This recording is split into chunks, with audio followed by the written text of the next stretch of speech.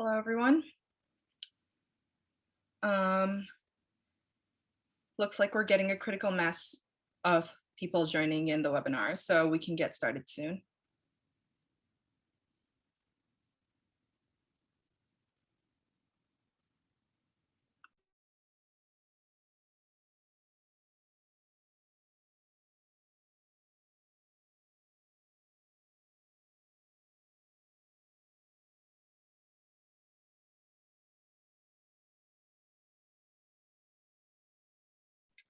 Okay, let's get started. Hello, everyone.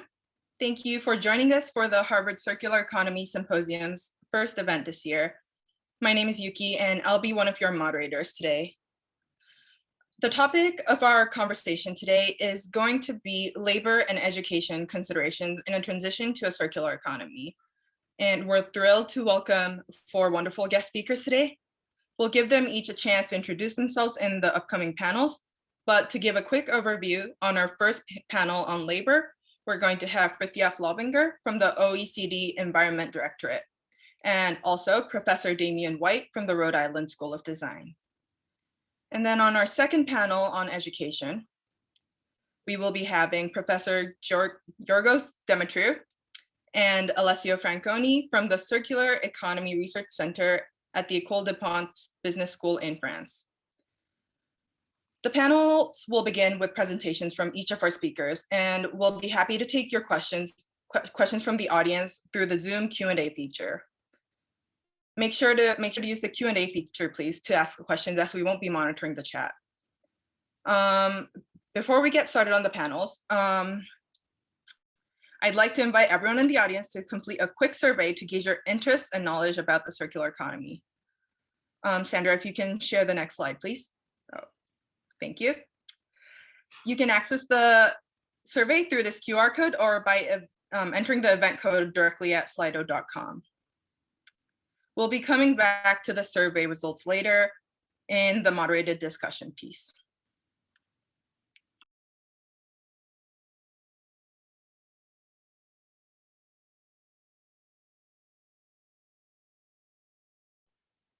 Excellent. Thank you, Yuki. So I think we can go ahead and get started with our first panel. So my name is Will. I'm also a member of the Harvard Circular Economy Symposium organizing team. And I'm thrilled to kick off this event with our first panel around labor in the circular economy. Our first presenter is Frithjof Laubinger. He is a policy analyst at the OECD Environmental Directorate, and he'll be telling us about labor market consequences of a transition to the circular economy. So Frithjof, if you're able to turn your camera on, you can take it away. Right, good day, everyone. I hope you can hear me. And yeah, thanks, Will, for the introduction. My name is Frithjof Laubinger. I'm a policy analyst in the OECD Environment Directorate. And I am working in the Recircle team, which is the team that looks at policy issues around resource efficiency and the circular economy.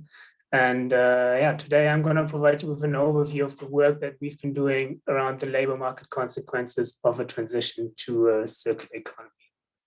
Next slide, please. Right, so distribution aspects are key in any transition, and thus also looking at the implications of the circular economy transition on employment is an important aspect to consider when looking at the circular economy overall. What you see is that many circular economy roadmaps and strategies that I've put out actually emphasize on the positive job potential that the circular economy can bring about. So for instance, the EU circular economy package estimates that can lead to around 170,000 direct jobs created by 2035.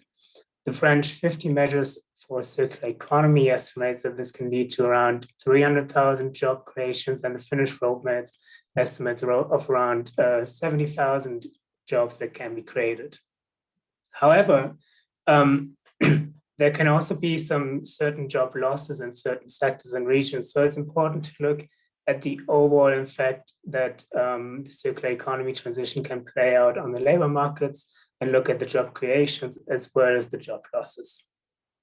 Next slide, please. So how do policies actually induce changes on the labor market?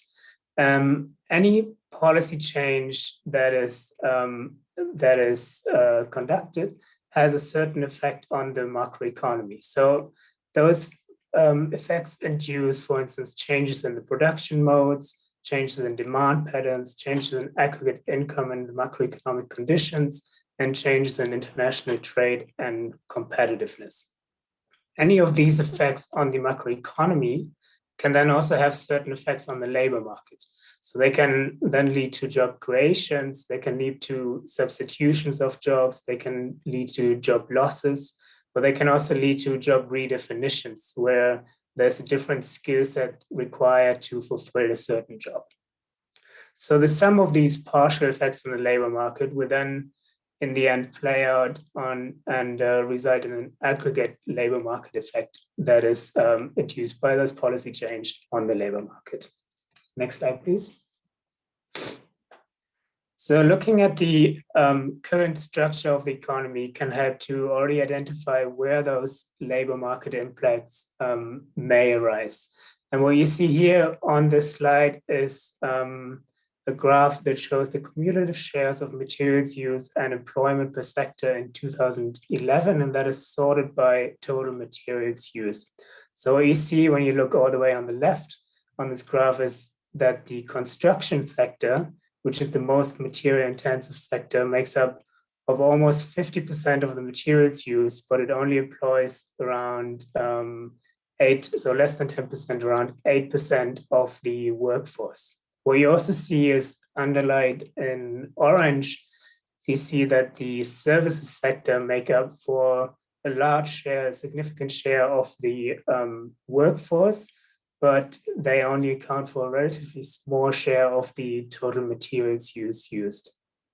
So when you move from the left to right on this graph, is what you see is that the first four most materials intensive sectors make up together almost 90% of the materials used, but they only account for less than 20%, so around 15% of the total workforce that is employed within those sectors. So what does that imply? That's here you can imply that when you have policies, circular economy policies that aim to reduce the materials use of the economy, so that target the most material intensive sectors. When you have policies targeting the most material intensive sectors, they only target a relatively small share of the labor force. So only a relatively small share of the labor force is directly and negatively affected by this. But of course, there's some knock-on effects that and some uncertainties around knock-on effects that may need to be considered here. Next slide, please. So as part of the work that we've been doing, we have looked at what the macroeconomic modeling literature is saying about the overall employment effect of the circular economy transition. And for that, we have looked at 47 scenarios from 15 different modeling studies and looked what they say about the employment effect. And just a small caveat here is that standardized comparison between all those modeling scenarios is a little bit challenging because of the many different assumptions that underlie those scenarios. So there's different types of models, a different scope, different time periods assumed. But overall, at least it can already give you some indication of where we're headed when we are transitioning to a circular economy. Next slide, please. So what we've seen by looking at those modeling studies is what you see in this graph. So in this graph, you can see the employment results that came out of most of the modeling scenarios that we've reviewed. And what is striking is that overall, those modeling studies show that the employment impact of transitioning to a more circular economy can lead to a positive employment result. However, this employment result is relatively modest, and in most scenarios, it is estimated to be between 0 and 3%. So the takeaway from this graph is really to see that it can lead to a positive employment change, but that this employment change is relatively modest. Next slide, please. So what else came out of the studies that we've reviewed? And there's essentially 3 points that I want to make here. One is around the revenue recycling of revenues generated from circular economy policies. So when you have fiscal circular economy policies that generate revenue, the way how this revenue is used and allocated within the economy substantially drives the employment result. So if you use the generated revenue from, for instance, a materials tax to reduce distortionary labor taxes, for instance, through reductions in social security contributions, that can lead to a significantly greater employment effect than if you do not allocate those revenues directly to the employment sector. Another point is that whilst the net, so the aggregate employment effect of the circular economy of the circular economy transition on the employment market is relatively modest, it can lead to greater job losses and job gains in certain sectors. So whilst the overall effect is relatively modest, some sectors may be affected more significantly. The third thing that came out of looking at those studies is that there's still quite some uncertainty around the skill composition of the circular economy. So only a few studies really touch upon in a quantified way, looking into the skills composition of the future circular economy and the skills requirements that are required to transition to a circular economy. Next slide, please. So after having looked at what the literature is saying about circular economy, we've also used our own modeling tools to assess the labor market impacts on the circular economy. And this assessment that we've done largely confirms the findings that we found in other studies. So the modeling confirms that a materials tax scenario can lead to a positive effect on employment with limited effect on GDP. However, the net employment growth of the materials tax policy on total employment is relatively limited. So when you see in the table above, you see the net employment growth that we estimate is only at around 0.05% for, and in other regions, even 0.01%. However, that said, there can be sectors that are affected more heavily. So there's some sectors where the job creations are much larger than this. So those are, for instance, secondary materials, recycling, services, and utilities. So really the sectors that the circular economy would be encouraging. And there's also job destructions in other sectors that the circular economy transition and thus circular economy policies will be discouraging. So for instance, primary materials, non-metallic materials, and constructions. So whilst the net effect is relatively modest, there can be more significant effect in certain sectors. And also depending on the economic structure, then of course, there can also be more significant effects in certain countries and regions. Next slide, please. Right, so what are the main messages and considerations that I want to give away here based on this research? So one is the modeling studies that we've reviewed, as well as the modeling that we've conducted ourselves, suggest that the circular economy can lead to a net positive effect, but that this effect is relatively marginal on employment. So the effect will be, the net effect on employment will be around 0 to 3%.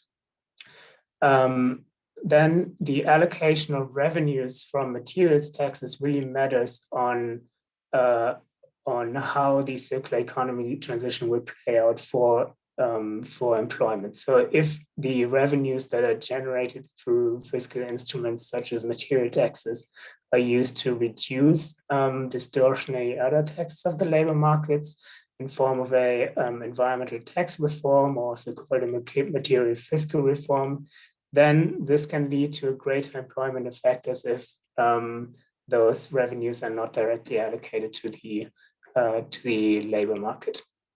Then third, Labor market impacts are likely to be asymmetric within and across countries. And that really depends on the underlying economic structure. So the specialization and the composition of local economies plays an important role in how the transition will play out for a specific country or for a specific region within a country. On top of that, there's some considerations that I want to bring up and maybe also for the discussion later. And those are, one is around skills. So when we've looked at the studies, we found that there's still some uncertainty around the future skill composition of the circular economy. So it's still a bit uncertain of what skills are required to transitioning to the circular economy. And whilst there's quite some qualitative studies there, it's still difficult to actually quantify that in the way. The modeling that we've done shows that there will be skills requirements that are relatively similar to the current economy, but will require some topping up for the complete reskilling. There's also some considerations around the job quality and the job duration and the gender dimension that come about when looking at employment effects of the circular economy. But those are just two considerations that I want to put out here and that maybe are food for the further discussion. Next slide, please. Right, so with that, I would like to thank you and I welcome any questions at a later stage. Thank you, Frithjof. That was very, very interesting, and I'm excited to dig into those questions more during our discussion. And I think some of those points, especially there at the end, tie in nicely to our presentation from Professor Damian White, who will now take the virtual stage. He's the Dean of Liberal Arts and a professor of Social Theory and Environmental Studies at the Rhode Island School of Design. So Professor White, it's all yours. Thank you so much. Thanks, Will. Thanks, Yuki. Thanks for all the organisers of this conference for inviting me today and pulling together such a great event. So I'm really interested to have this discussion, next slide, about two decades ago. As a new PhD student, I produced my first paper coming out of my PhD, which was attempting to do a sympathetic critique of the circular economy framed as natural capitalism. And I was trying to use critical theory to do this. So I'm coming at it from a slightly different perspective to Frithjof, but touching on many similar issues. And I think part of the tension that I see in the circular economy project is really that it's clearly at one level an enormously important project involved in and it's going to be a central plank in decarbonising economy, society, life, redirecting material flows, brought together really important intellectual communities around material sciences, industrial ecology, supply chain management, design engineering, developed some very important popularising literatures, Ellen McCarthy, Cradle to Cradle, etc. But there's also a persistent set of critics that have emerged and continue to emerge over the last 2 decades, questioning some of the central claims of the circular economy. So next slide. Very briefly put, much of the critical literature is less convinced that green growth and circular narratives by themselves are necessarily going to deliver. There's been a lot of literature produced concerned about the fact that the discourse itself is much more celebratory than critically interrogated, that it's a literature which, for all its importance, tends towards kind of hyperbolic claims, and it's a literature which sometimes perhaps doesn't fully kind of interrogate you know, the impact of rebound effects, problems of generating and recycling high quality waste, and other issues of green growth forever whilst keeping everything intact. So next slide. So I think the interesting question that really kind of poses, should be posed to circular economy discussions is whether there's a certain obfuscatory quality to the politics of the circular economy. And to that end, I think it's important to ask a sort of simple and direct question. Would it be useful to acknowledge that circular economies are not just going to be managerial or instrumental projects, but they're going to be deeply political projects, and attempts to bring them about could come about in many different forms. So they could be articulated with social and political institutions in many different ways.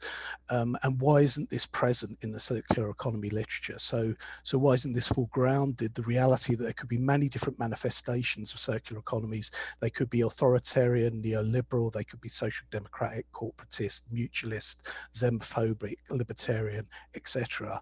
And would it be useful for us then to foreground at the beginning that circular economies could contribute to just or profoundly unjust transitions? So there's nothing given in the nature of the circular economy itself that is going to generate just transitions in particular. My slide here has got a picture of Elysium. You might want to check out that film. It's an interesting account of what a circular economy might look like if it follows unjust transitions. Next slide. So what interests me in particular about circular economy is really the founding kind of ontology, if you like, which can ground a certain kind of power-free account of how we proceed in thinking about the sustainable transition. And particularly within certain literatures, there's a kind of ecological reductionism present, which often kind of stands with the assumption that external nature as a living system, standing apart from history, culture, power, and politics, somehow can provide us with direct guidance in terms of designing socioeconomic systems.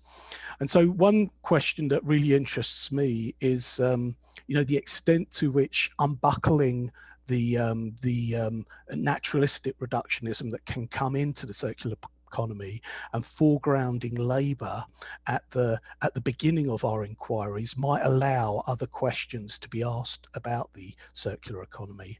So if we drew maybe less from the 60s, 70s ecological kind of arguments, which kind of assumed a kind of benign naturalistic alliance, and moved to working contemporary social theory, like people like Jason Moore, who are trying to grapple with labour in the web of life, what would it mean to ask what would it do to circular economy research if we foregrounded labour in the circular economy?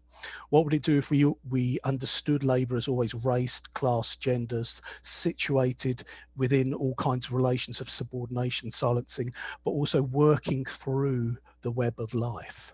So what would that do to the kinds of questions we asked? What would it do to kind of think about the intertwined natural and social histories, and seeing the circular economy as specific attempts to fashion deeply political and historical industrial ecologies that are always produced through labour and produced through the metabolism between society and nature? Okay, next. So, what are the kinds of questions that we could ask them? Well, I'll ask 4 questions of current circular economy research around labour and the circular economy and the future of this. So one question I'll be interested in exploring further, touched on by Frithjof, is the relationship between green jobs and the circular economy. And Frithjof's great survey of this work has provided some really valuable accounting of where that discussion stands. But I suppose the question that I would be interested in exploring is also the qualitative nature of these jobs. So next slide. So we've heard many claims that circular economy jobs could potentially increase employment prospects, but there are questions that need to be further drilled in relation to the quality of these jobs and the impacts of the wage rates within these jobs. So Laurentine, Gonzalez and Venice had an important paper out recently that raised concerns about how over half the employment of firms in the circular economy are concentrated in low-wage, labour-intensive jobs, with remuneration, productivity and investment levels per worker significantly below the European average. So that would be a concern which we need to focus on, as well as high presence of unpaid work. Next slide. Thank you. In the United States, our circular economy discussions are much less developed than the work going on in the EU. But as you know, the Biden administration is reorientating those relationships, but it also seems to be present just this week that there are quite significant tensions emerging between the commitment of the Biden administration to reinforce union power and the reality of trade organizations, particularly in the solar industries, that are keen to resist this. So there's been a lot of discussion of late about skills gap in those professions and the low pay of many solar installers, for example. Next slide. No, sorry, I missed one there. Go back. Okay. And so, you know, this week, there's been a lot of mobilizations by trade associations around solar transitions focused on their desire to resist minimum wage and the claim that many small installers are going to be negatively impacted by any kind of national minimum wage legislation. Next. So a set of kind of questions emerge in terms of green jobs, but there's been a lot of important feminist scholarship of late done by people like Kate Aronoff, Alyssa Battistoni and Jenny Stevens recently, who have written very eloquently about broader concerns they have about the ways in which circular economy discussions see gendered and racialized labour, the kinds of labour that are validated and the kinds of labour that are potentially rendered invisible by circular economy narratives. So Jenny Stevens has just written a really remarkable book about gender and the renewable revolution. But Alyssa Battistoni has also kind of expanded a lot of this work and really asked, you know, in terms of broader circular economy work done in civil society, through the expansion of care, maintenance and repair, who exactly is going to be doing this, and what are the models of remuneration, and how does this potentially embed unequal domestic divisions of labour, or could it open up other possibilities? So next slide. And then in terms of more global flows of labour, could it be that we might seek to critically kind of investigate the ways in which many of the sort of dominant visualizations of the circular economy at that kind of global level can reinforce quite an ahistorical and power-free endogenous account of the functionings and resources and material needs of high-income countries, which actively obscure power relations, ecologically uneven exchange, colonial histories, and a massive ongoing net appropriation from the global south to the global north in terms of materials, human labour, energy, hectares of land, etc. So the relationship between the EU circular economy and southern labour is very rarely foregrounded in the visualizations of the project. Next slide.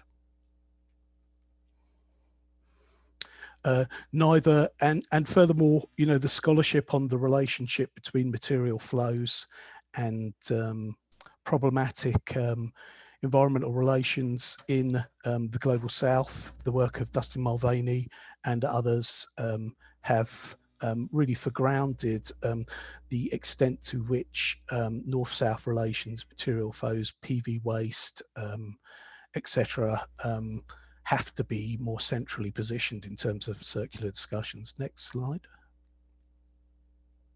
And so as we know about 2 weeks ago, we saw a flurry of news reporting raising concerns about the possibility that in China, the area that has been most involved in detaining 1 billion Chinese citizens with Muslim backgrounds in camps in Jiangxi, I think, might be, there's speculation, it hasn't been further grounded yet, might be involved in the production of polysilicon, a material used to make photovoltaics.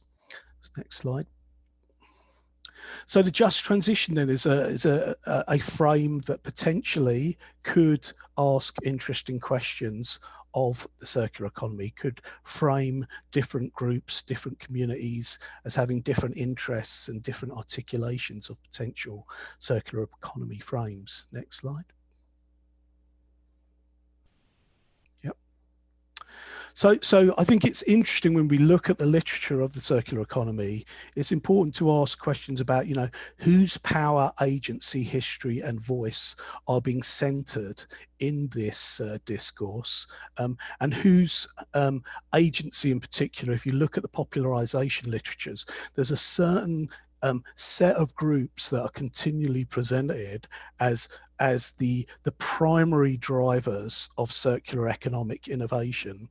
And this often involves a particular narrating of certain design and innovation histories, which foreground, for example, the moxie and innovating insights of certain great white designers, but then kind of occlude whole other design histories of subordinated groups and traditions that have run across the 20th century and that have often been developing kind of precursors of circular activities, but are never actually brought into the dominant narrative. So next slide. Next. Again. So I'll finish up just by asking, you know, could bringing an ontology of labour and acknowledging the profoundly political nature of circular economies allow us to diversify our discussions of potential futures, and might it allow us to ask different questions? So next slide. I'll just quickly do this. So in terms of, you know, developing circular economy futures, what would a participatory industrial ecology look like that took the knowledge, creativity and innovation of working people seriously? Okay, that'd be one question we might ask. Next. What might circular economies look like that actually considered multiple modes of ownership and control? Next.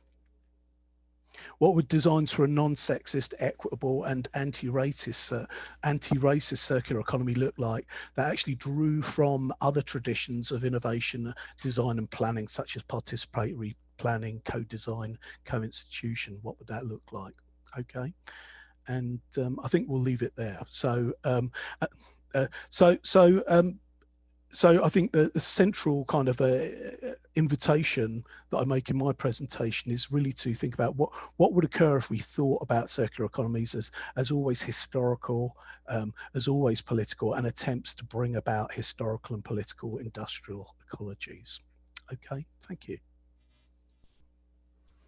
Excellent. Thank you very much, Professor.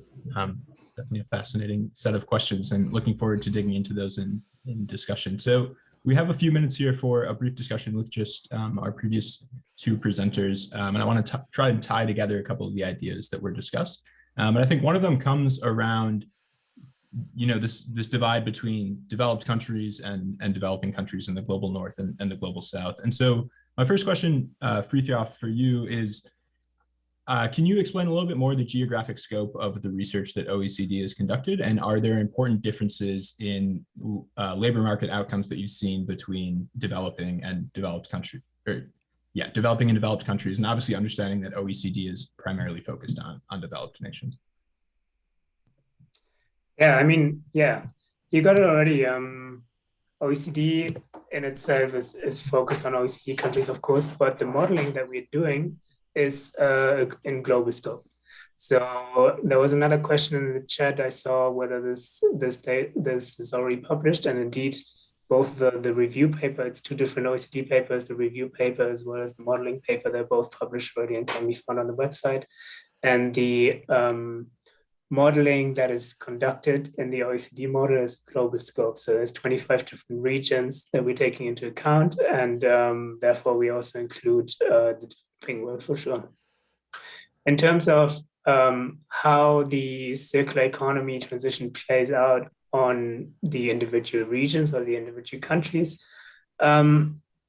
I would less divide them between developed and developing world, but more between the economic structure that is underlying those economies. So whether the economy of a certain country has a special focus on resource extraction, for instance, then this would have a greater impact on employment, of course, when you have policies that target to reduce resource extraction and materials use, than an economy that has, for instance, a high service-based economy that is less material intensive. So I would make the divide less between the developed and the developing world. Of course, there's also a progress towards a more service-based economy as you're more developed in a country. But really, it's the economic structure that's underlying the economy that's driving the employment effect.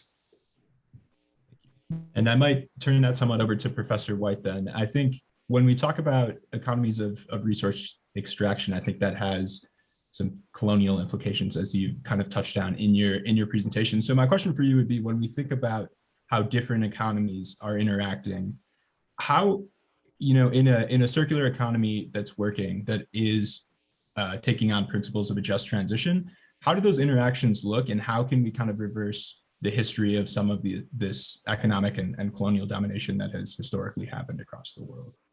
And I know that's a fairly open-ended question, so take it as you will.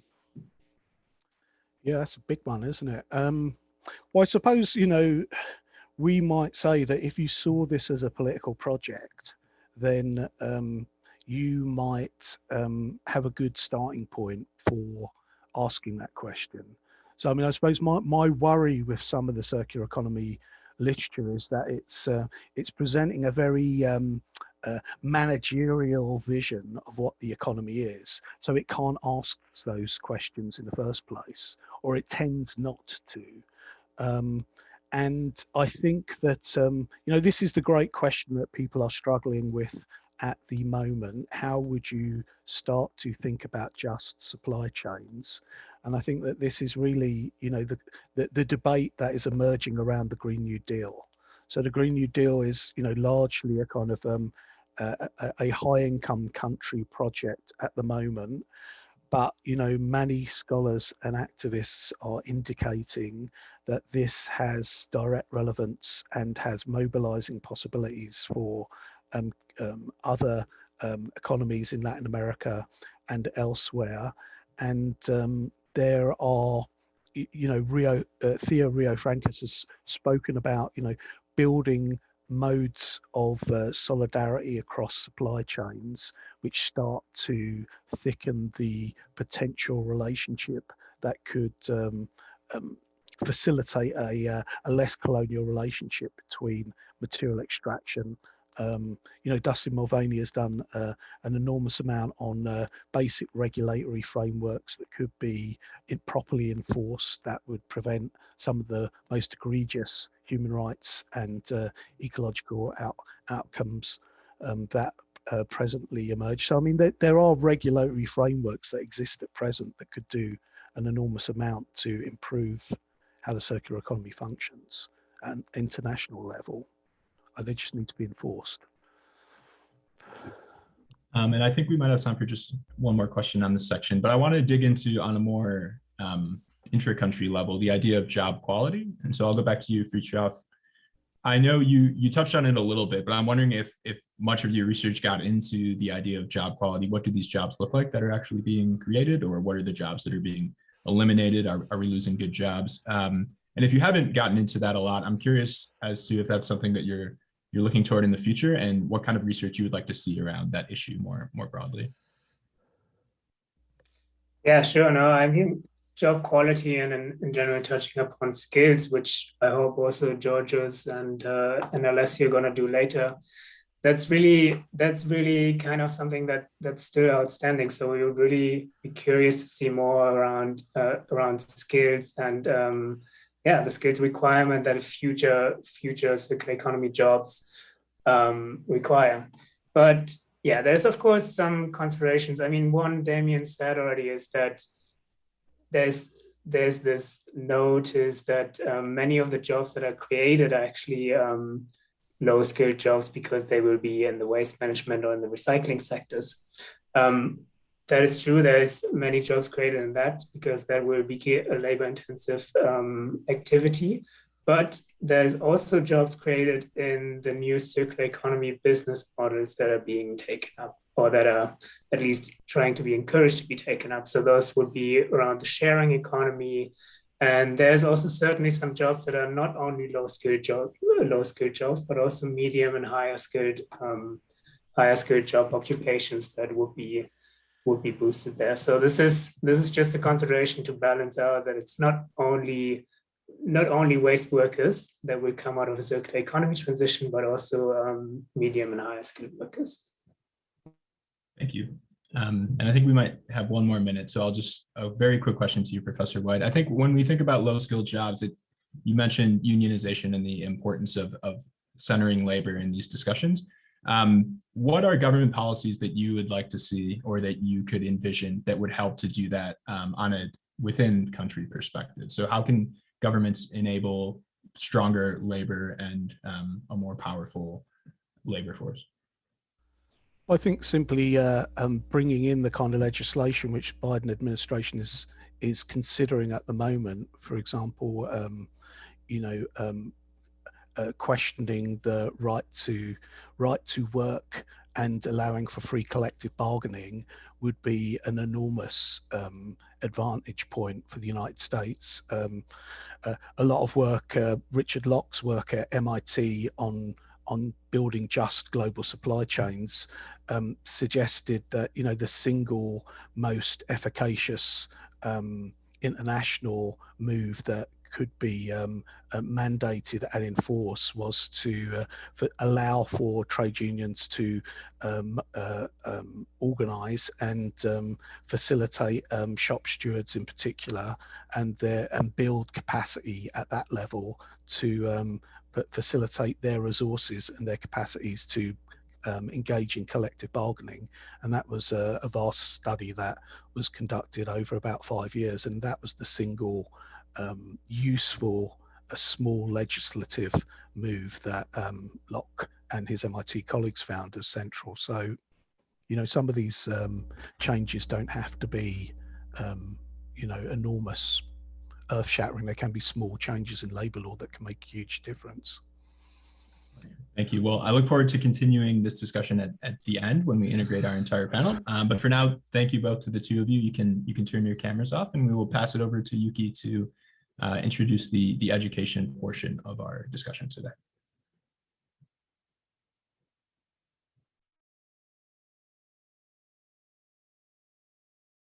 And Yuki, you're muted. Thank you for that. Thank you, Will. Thank you, speakers. We'll be now moving on to our next panel on education. We'll be starting with Professor Giorgos Demetriou, if you want to get started with your presentation. Thank you. Thank you very much, Yuki. Until the slides appear, let me thank you as well for this great event, which we attend for the second year, and we'll be very glad to attend it again next year. There's a lot of effort behind all of you in putting this together, and I think that keeping it on the agenda is very important. I'm considerably happy because I have the chance to talk with very esteemed colleagues, as well as my colleague Alessio, that will complement a little bit the positioning. But I'm really happy that I heard the statements from the previous colleagues, which I imagine we could be having these discussions for the entire day. I think we all agree that circular economy is a global issue, but of course, depending on the region and the country we're discussing about, maybe we're having different key messages that we should take. Also, I feel like discussing about jobs and education or education without, and I think Professor White mentioned, without taking the full picture of the policy making, the regulation, etc., which have a huge force in everything that is happening, it's kind of an incomplete puzzle. But I think that we need to be looking very productively and forward related to that, because this is something that the era is just starting, and that's very important as well. And I would also agree with Professor White that somehow circular economy has been existing in a form of disguise in different topics in the past. It's just now it's surfing and repackaging this discussion that we're having right now. Next slide, please. So for me, if I would just phrase it in simple terms, is that capitalizing from skills building on education, because the whole point here with circular economy is that the education bit of circular economy has been existing in different and very specific forms in the various disciplines that we have been used to. So therefore now there is a little bit of a difference momentum, but the point of us these discussions, and I also Professor White mentioned it, is it feels like we have a race against the time. Is it that true? Next slide, please. If you look a little bit at the international context, you see the Sustainable Development Goals, you see the G7 on the cut of emissions, the low carbon strategy of the year of 2050. Of course, all the estimations about the finite resources, the problem that we are having, it seems that indeed it is a race against the time. It's a race against the time to achieve what we want to achieve, but in order to achieve that, we need to build the capacity, we need to build the knowledge. Next slide, please. So the point is that it would just put some grounds into this discussion with a definition and education. And I just took one of the many that exist from Britannica. You'll see that education refers to the discipline that is concerned with methods of teaching and learning in schools or school-like environments. But is it something that we know from circular economy, at least for the past 10, 15 years? Of course, we know disciplines that are linked to circular economy, material science and others, but is this so true for the circular economy per se? Next slide, please. There is a broader understanding that there is a lack of common definition or understanding of circular economy and its impact on education. So if you see this discussion, then you realize, okay, what is the bit of education in circular economy? What are we going to be teaching our people? What are we going to be using in order to educate the workforce? So is that true that we have a lack of common definition and understanding? Next slide, please. I'm taking the OECD report. I think this is one of them mentioned by Francis before. His name is there as well. You will see also one statement in the report that the lack of comprehensive and common definition of the circular economy leads to ambiguity regarding the sector, processes, and practices that individual countries or research groups consider part of the broader circular economy.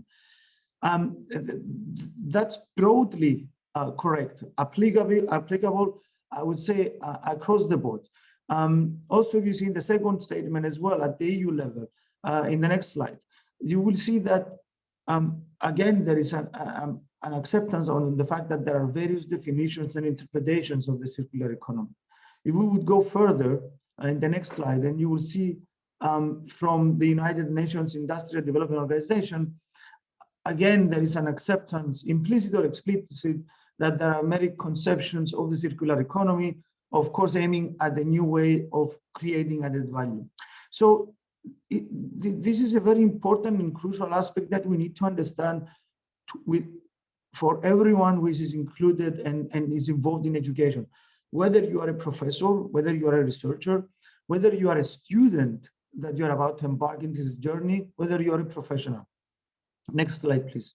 So there is a need to build on skills and education. That's clearly at all aspects of the research we do, all the literature we see, all the practices we see. Skills are the ones that they will help us build the education path in this case. Next slide, please. Of course, since we are in France and in Paris, we will leverage a little bit more on the EU example. And EU, every 6 or 7 years, they have developed the EU skills agenda just to see where we are at. And they did a little bit of evaluation of the previous 7 years. So what we've seen at Europe is that 61 million Europeans lack adequate reading, writing, and digital skills. And then, of course, 40% of European employers report that they cannot find people with the right skills to grow and innovate. So this has been for the past 6 years where circular economy was not really at the forefront. So if that statement is true, can you project what will be the impact on skills in the next years? So next slide, please. So what the EU has done is that in the next 6 years skills agenda, which has been entitled a skills agenda for sustainable competitiveness, social fairness, and resilience, they are twinning two aspects together, the green and digital transitions. EU has invested a lot from their assessment that the digital, the ICT impact will have the biggest one on the transformation to circular economy. The other important aspect, which is highlighted in the second bullet, is that we have to be agile, which means we have to be adaptive because all these concepts will be evolving very fast. And the most important element of that is that there is going to be a continuous fusion between concepts, and we will see a lot of disruption in innovative models. Therefore, vocational education training systems will and shall be at the forefront of education. Therefore, skills in the skill set, traditional methodology with vocational education training systems would be the ones that they will make the difference. The green transition requires, as you can see, and this is the projection that the EU is making, it requires people to master green technologies, including digital, develop green products, services, business models, et cetera, et cetera. So you see already an orientation, at least from the level of the EU, and definitely this will have a spin-off effect to other countries that the EU has collaborations, like India, that we have signed the agreement on the proliferation of circular economy. But I want to stand on the last point, on the vision of Europe, which will only become a climate neutral continent, a resource efficient society, and a circular economy with an informed population and workforce that understands how to think and act green. This is fundamental in all the discussions that we are having, at least at EU, but not only at the EU, with other actors that we are interacting at the research center, whether industry, whether academia, whether governments. What we get from them a lot is that people are a little bit lost. So they need something to understand. They need to start making a baseline.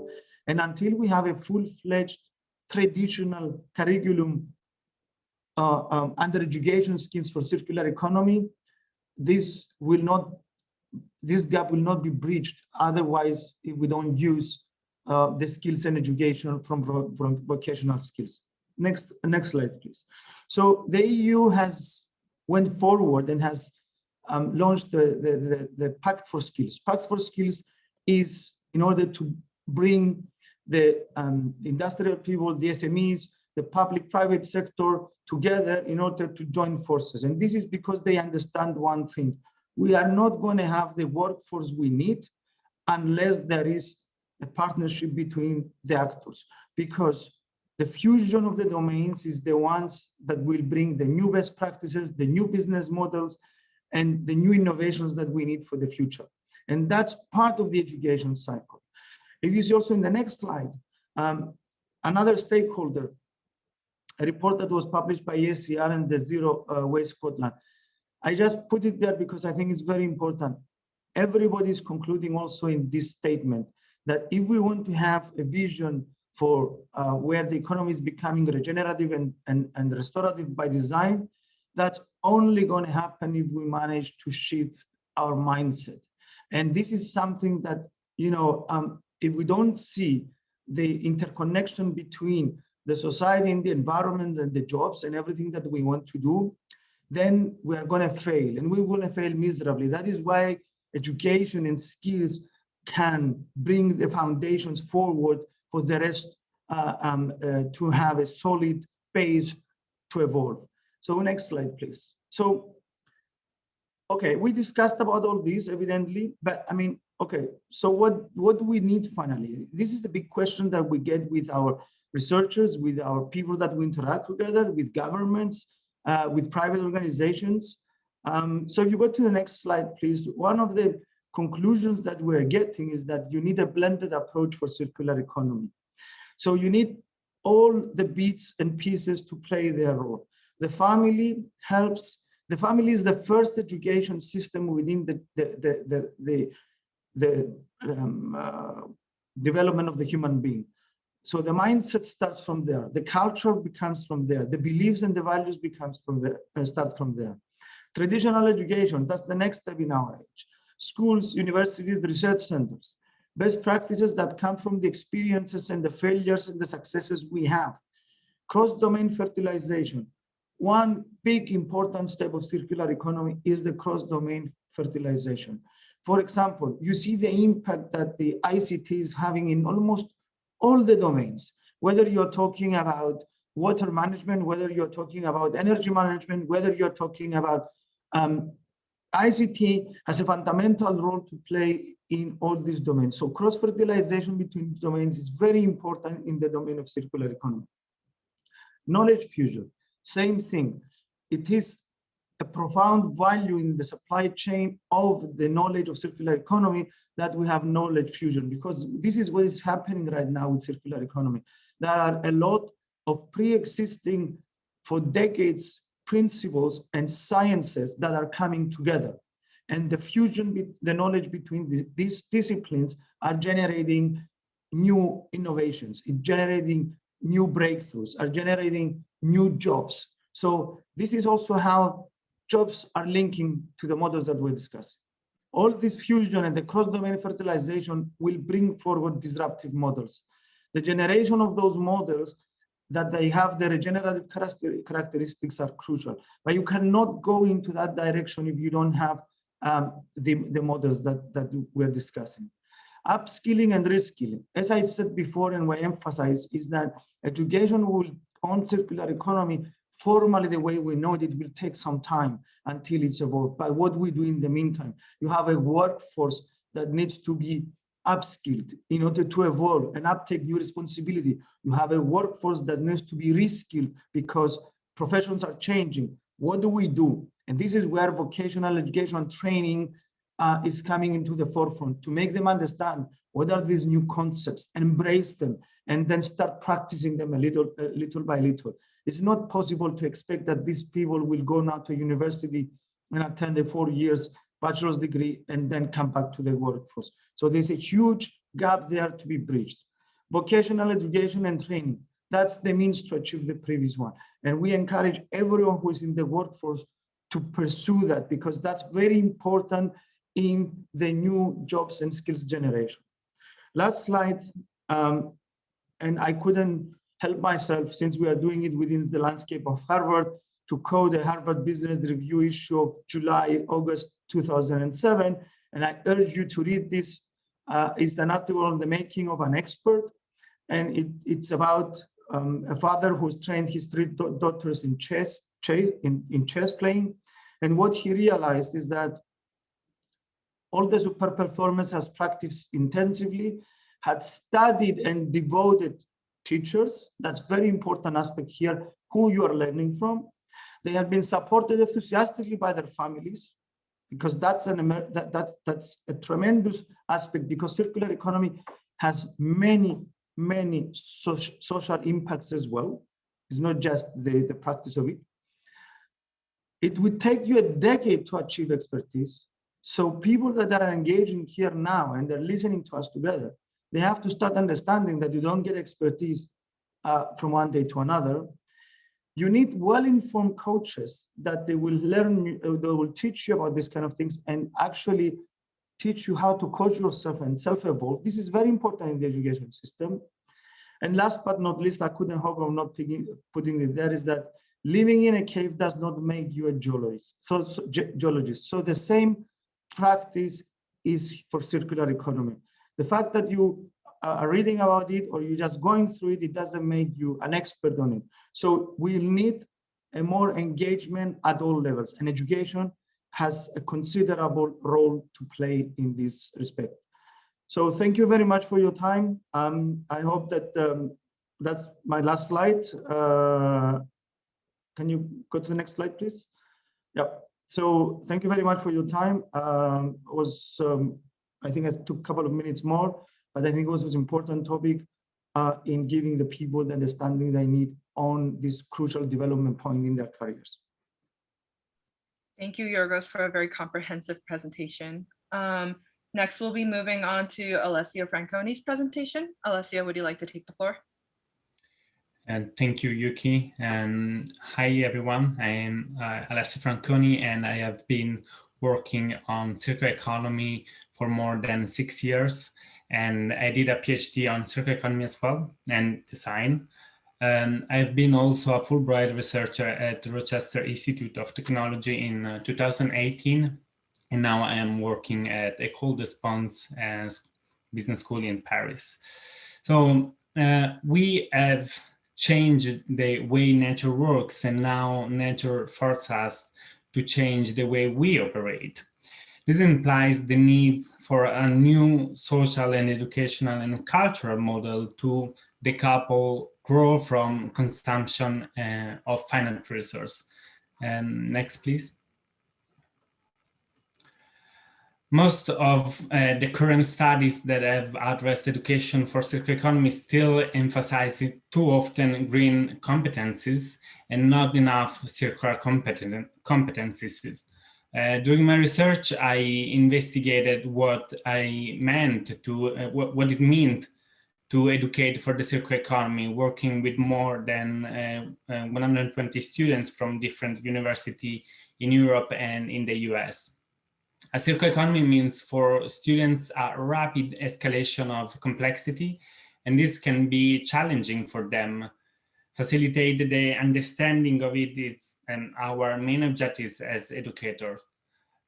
Throughout my research, I understood that the best results can be achieved through students' understanding and critical reflection of the current systems model we live in, but also reflecting on future perspectives if we do not change the way we do things. So understanding the current challenges is key to stimulate mindset shift. As you can see from the slide, I work with them to define systems, visualize preferable future, but also I made them getting the hands dirty with prototypes and testing the ideas with potential users. Next slide, please. For this reason, we ask ourselves, how may we empower people around the world to move towards the circular economy so that they can accelerate the transition to the circular economy? But also we ask other questions like, how may we remodel the learning experience to empower people from all around the world to embrace the bigger picture that is fundamental in the circular economy? Next, please. Starting from these questions and the fact that it is widely believed that over 80% of the product-related environmental impacts can be influencing during the design phase, we listed some of the main challenges in the transition from a linear to a circular economy. Indeed, if the silos mentality is a characteristic of the linear economy, in the circular economy, we need a more collaborative and unified vision. Similarly, if till now we were used to design parts of the system, in the circular economy, we must consider the system where the parts belong and design them systematically. In the linear economy, we were focused on waste management, while in the circular economy, we must to focus on infinite loops where the concept of waste does not exist anymore. Also, if till now our focus was on recycling, from now on in the circular economy, we need a mindset shift to the inner loops, such as maintenance, reuse, refurbish, and remanufacturing. In the circular economy, we also need to move from the selling of the products, as already Frithjof said, to the selling of the service of the product. Society should also change as well, and a shift from the throwaway society to a society that consume collaboratively. And finally, if till now we had only a user-centered design approach, in the circular economy, where we work in complex systems, we should have a stakeholder-centered design approach too. And next slide, please. In addition, we believe that the circular economy is only one of the main transition we are facing, as it is already being said. Indeed, we have already entered in the greatest economic transition ever experienced in history. This transition includes technology, energy, transportation, and many more. And of course, all these domains are interconnected and interdependent. And this is important to understand in order to facilitate not just the transition to a circular economy, but also a transition to a better society. Next, please. So what are we doing at École de Ponts in Paris? Throughout our learning journey, we discovered that a key part of understanding the circular economy and building specific skills are creativity, system thinking, and entrepreneurship. What you see in this slide are some principles we are applying at our university in partnership with Circular Economy Alliance. In creating a new body of knowledge focused on circular economy. Our transdisciplinary work aims to develop the necessary set of knowledge, skills, and competencies to enact and contribute to a faster transition. This is our tangible effort to train the people who will contribute and impact to the change of our society. We are really excited to launch the body of knowledge this autumn and contribute to upskilling and reskilling effort at a global level. Thank you very much. Thank you, Alessio. I'd like to follow these presentations with a short Q&A session with the two of you. First of all, we've been kind of talking relatively abstractly here about skills that are required for a circular economy. And I was wondering if maybe, Alessio, you also at the beginning of your presentation differentiated between economy's green skills and skills for a circular economy. And if you could speak sort of more specifically about what skill sets would be required for a transition to a circular economy? Of course. Thank you for the question. Really often we tend to mix sustainability with circular economy.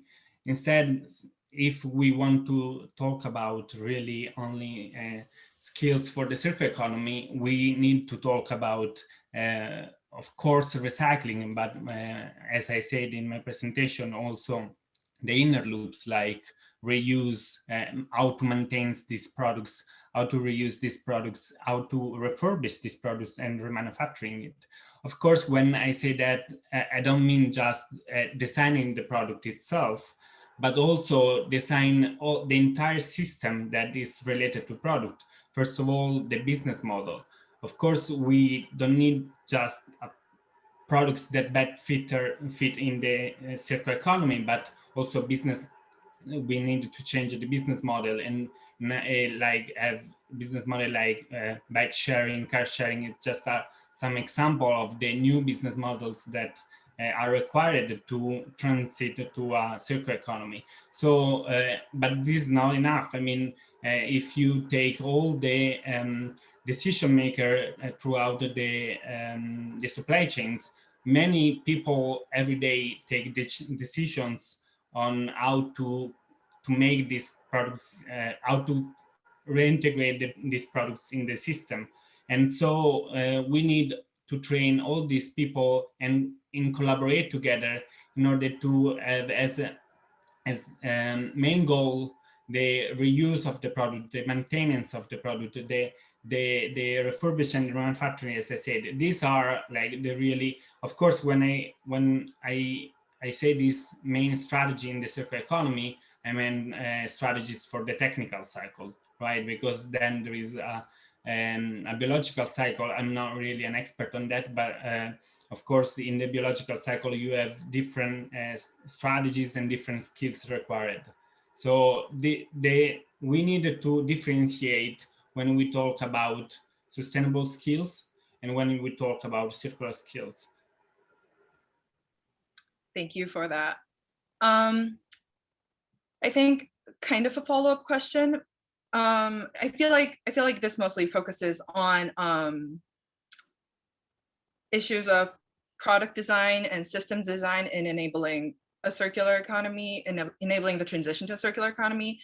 But as we try to transition the economy as a whole, there's also obviously going to be need to, this was the topic of the earlier panel, but like also like make sure that there is sufficient transition in the labor space too to support this transition. And so let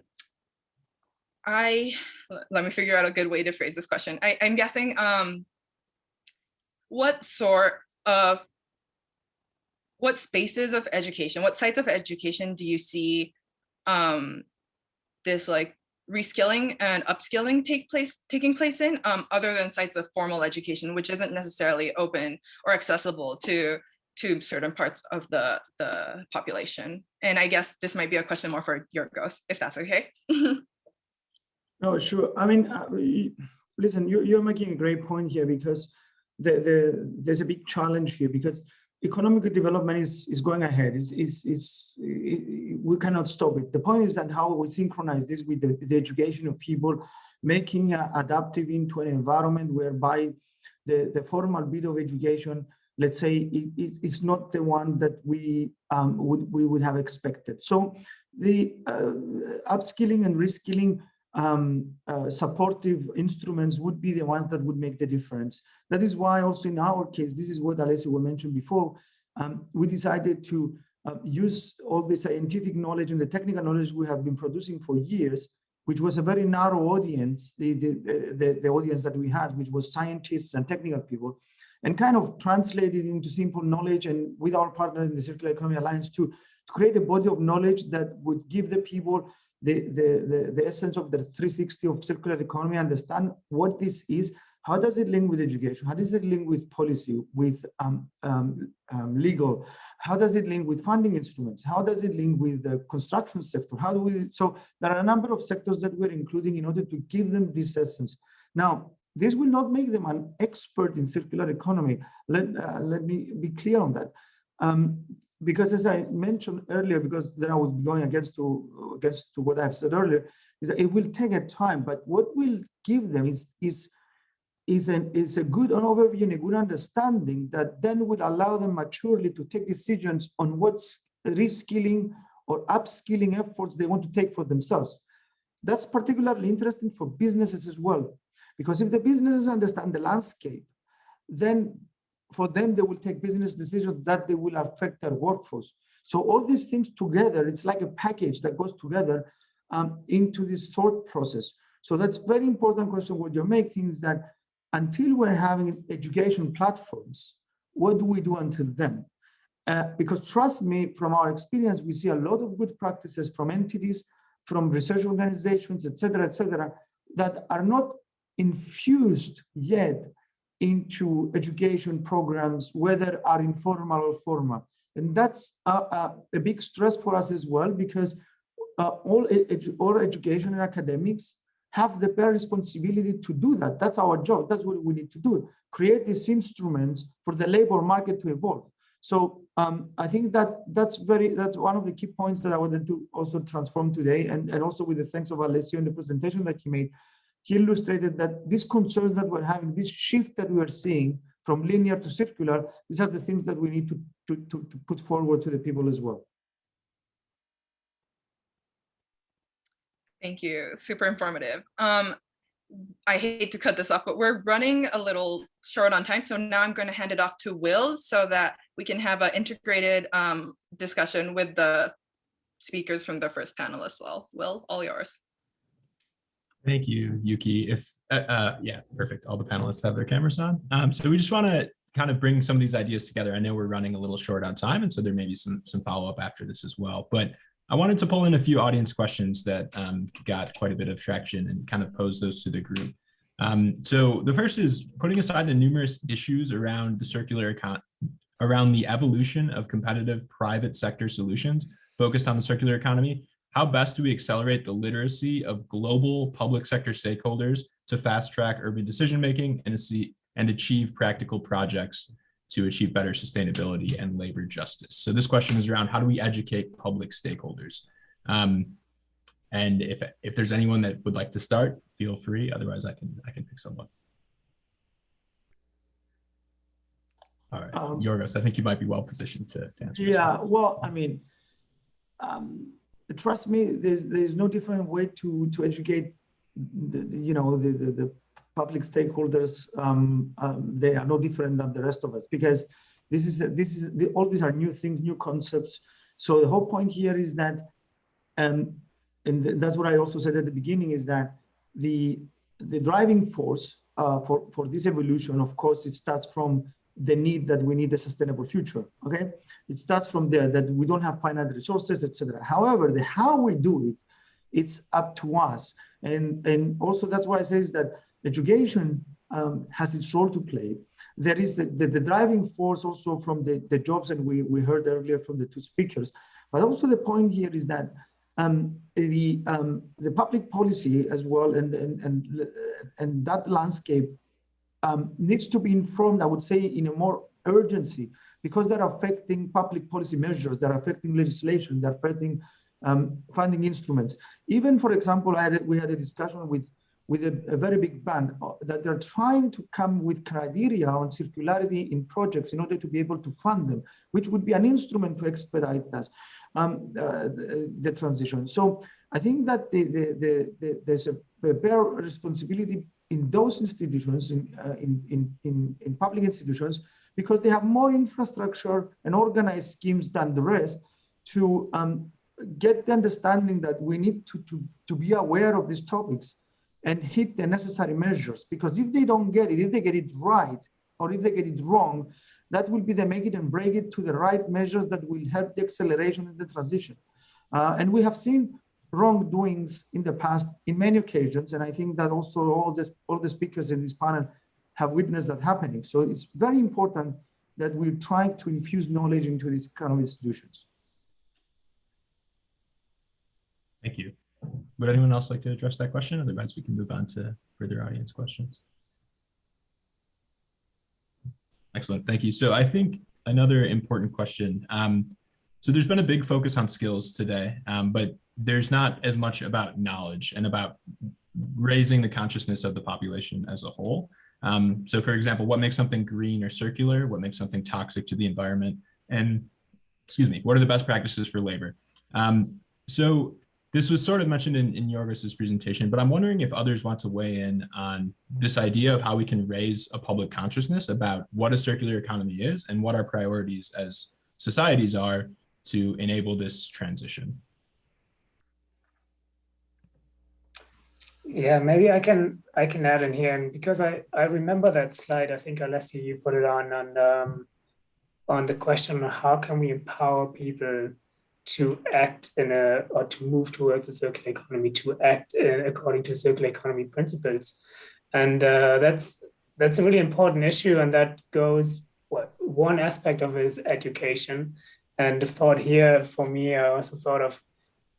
Maybe it's important to integrate circular economy principles in education from early on already. So integrate it in higher education, for instance, integrate some principles already in pre-education. But beyond education, there's also an issue around information availability and access to information of just people as consumers. So that is just around information campaigns, and also information systems that enable consumers to actually consume according to environmental preferences. So making, for instance, through labels and certificates, making information available on products, on their circular economy performance, but also overall on their environmental performance. So enabling the consumer to make a choice. That is very important. That goes beyond education in that sense, but it's also an important field where policies need to act. The same goes when not looking at the consumer, but also looking at the producers and their businesses. So enabling businesses in those supply chains that are increasingly becoming globalized, increasingly becoming intransparent, to put some transparency in those supply chains to enable producers to procure green, to procure according to circular economy principles through, for instance, information systems that governments can put up. That's also an important information aspect that can enable acting in a, how was it called, empowering people to move towards a circular economy.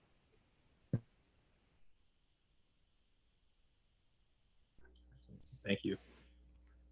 So another audience question is, so we've heard so far that it's going to take a pretty large concerted effort from public, private, and government institutions to push for a sustainable economy. And this is going to require large investments of time and significant policies. But we also are a little unsure on what this looks like on the other side as far as job quality, number of jobs, and things of that nature. So I'm curious about how we resolve this disconnect. So how can we push for a circular economy, even in a situation when we don't necessarily know what the transition looks like? How can we prioritize a better transition, and how can we make sure that we are making a case for this being the right thing to do? And Alessio or Professor White, if you'd like to weigh in on that, that would be excellent. I can add something on government. In my opinion, the real challenge for governments is to create an integrated learning experience where all the different disciplines are converted into a circular or at least a sustainable logic. I think there is a structural problem in education where the linear approach is still the norm. And for example, if I'm coming from industrial design, if we teach a class of industrial design, we teach design 1 and eco design, we will have probably class that will be very confused at the end of the course, because they make separation between design 1 and they mean differentiation. There is a differentiation between design 1 and eco design. Most of the time we are integrating the circular teaching and never really restructuring the way we teach. I think only at the government level it is possible to radically reshape the way our current educational programs are structured and integrate both sustainable and circular economy perspectives in all the disciplines and all education level, right?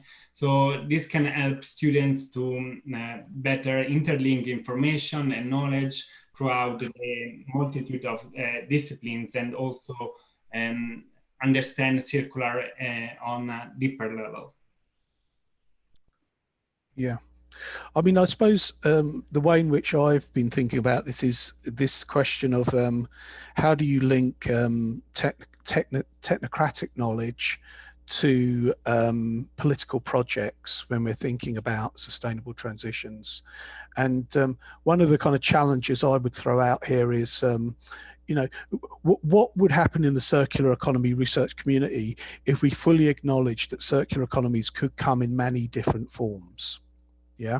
So let's just imagine, for example, it's highly possible, it seems to me, that the European far right could easily accommodate to circular economy discourse in the future.